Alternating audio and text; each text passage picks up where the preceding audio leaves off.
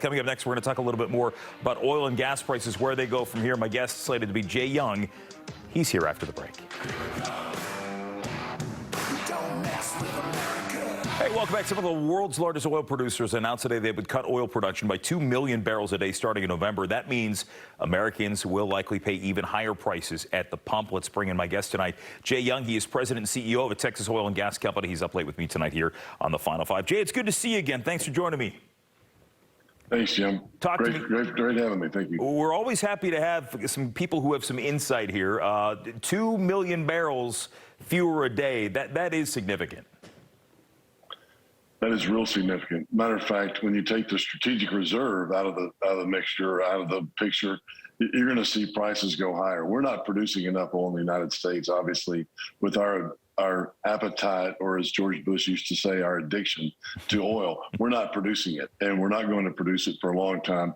But we've been held back, and of course, Biden, as soon as he became in office, he, fought fossil fuels from the very beginning. So therefore, we're going to be in trouble in the next 3 months, 6 months, a year. I don't know when the demand's going to come down, but we're not going to have the supply necessary to bring those prices down. So the 2 million comes in two waves here, right? Right. Yeah, it does. And OPEC just doesn't have the oil. And especially when the coronavirus and China come off 100%, it's going to be really ugly. So with the 2 million barrels, OPEC Plus about, 2-3 months ago, they were saying, okay, we'll give you guys 3.2 million barrels. Mm-hmm. And they couldn't even meet that, so they don't have the oil necessary. And it is so tight. The oil and gas markets are so tight in the world. We need 100 million barrels a day in the world. We just don't have the oil. We're not making the oil. Nobody's really going back to drilling for oil in the United States like they normally would.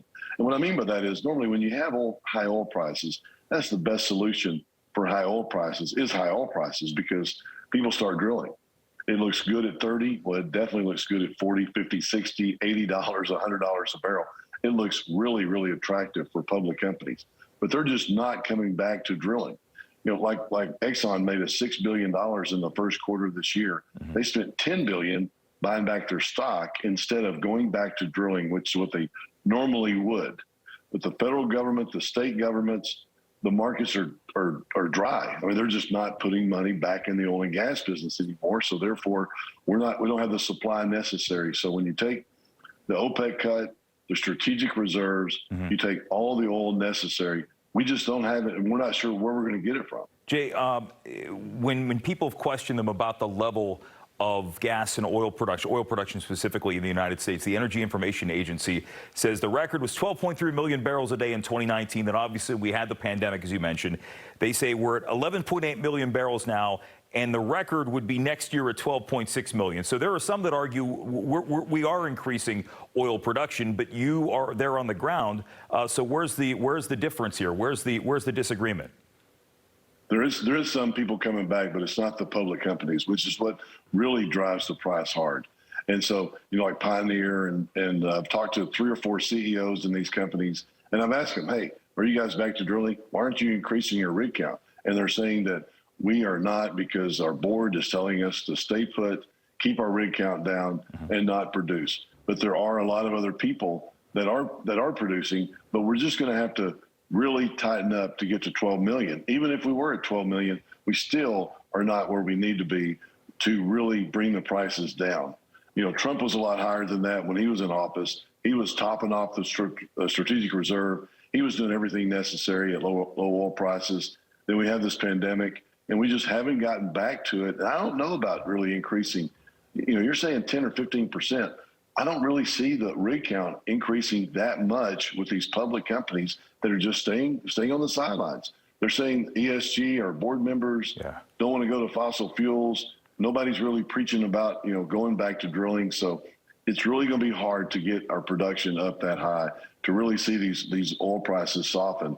By next year. Yeah, they're going to go up. Jay, I only have about 30 seconds left, but I got to ask you this. There are people that said they saw the OPEC meeting today, the OPEC Plus meeting today, and they believe that after President Biden went to Saudi Arabia, they think maybe he got played by OPEC in his pleas for them to step up oil and gas production, oil production. Do you think the president got played here?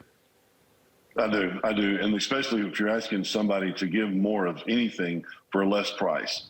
You know, I mean, it's all business, and that's the way everybody is. So when you ask somebody to give me more oil for less, it's not going to happen. And so they cut. They didn't want to give the oil back, and it's just a matter of supply and demand. Right. And there's so many different problems right now with our supply in the United States. We're in a problem, and if we don't fix it somehow quick, then yes, you're going to see prices for a long time stay above these you know, $80, $100. I can see it going to $120 by next year. Well, we're going to see what happens there. Jay Young, good to see you again. Thanks for joining me tonight. Absolutely. Thank you, Jim.